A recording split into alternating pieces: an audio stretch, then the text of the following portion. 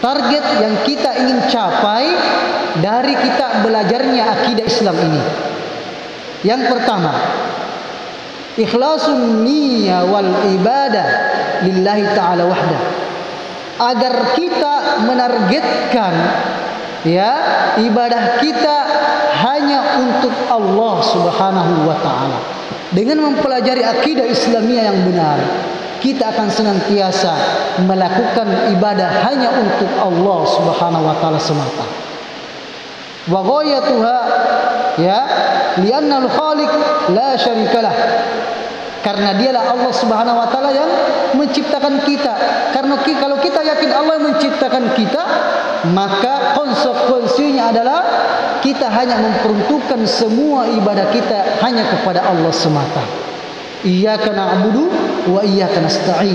Setelah kita meyakini alhamdulillahirabbil alamin, segala puji bagi Allah Tuhan semesta alam, Ar-Rahmanir Rahim, yang Maha Pengasih lagi Maha Penyayang, Maliki Yaumiddin, yang menguasai pembalasan, maka kita iyyaka na'budu wa iyyaka nasta'in. Kita harus menyerahkan sepenuhnya ibadah kita dan permintaan tolong kita hanya kepada Allah semata. Kalau kita yakin Allah Tuhan semesta alam, tidak ada yang bisa memberikan manfaat dan menolak bala kecuali Allah, maka kita sandarkan hati kita hanya kepada Allah. Orang yang meyakini bahwasanya Allah penciptanya, Allah yang memiliki segala-galanya, hatinya tidak akan terpaut kepada makhluk.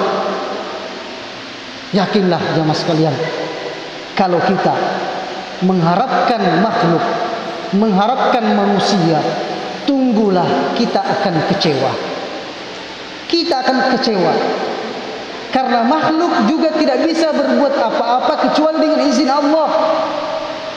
Tapi kalau kita hanya berharap kepada Allah, kita tidak akan pernah dikecewakan oleh Allah Subhanahu wa taala. Kalau kita meminta kepada manusia, datang sekali dua kali mungkin diberi. Tapi kalau sudah berkali-kali, mungkin dia akan jengkel sama kita. Datang lagi. Tidak bosan-bosannya. Jengkel sama kita. Tapi kalau kepada Allah Subhanahu wa taala, jemaah sekalian, semakin kita menyandarkan hati kita kepada Allah, semakin kita minta kepada Allah, maka Allah akan semakin cinta kepada kita. Semakin akan mengangkat derajat kita kepada Allah Subhanahu wa taala di sisinya.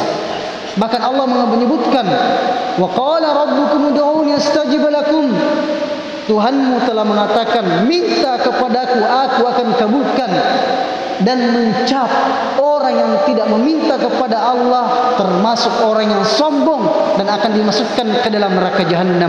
Nauzubillah min dzalik. Innal ladzina yastakbiruna an ibadati sayadkhuluna jahannam dakhirin. Orang-orang yang sombong yang tidak mau meminta kepada saya akan kami campakkan ke dalam neraka Jahannam.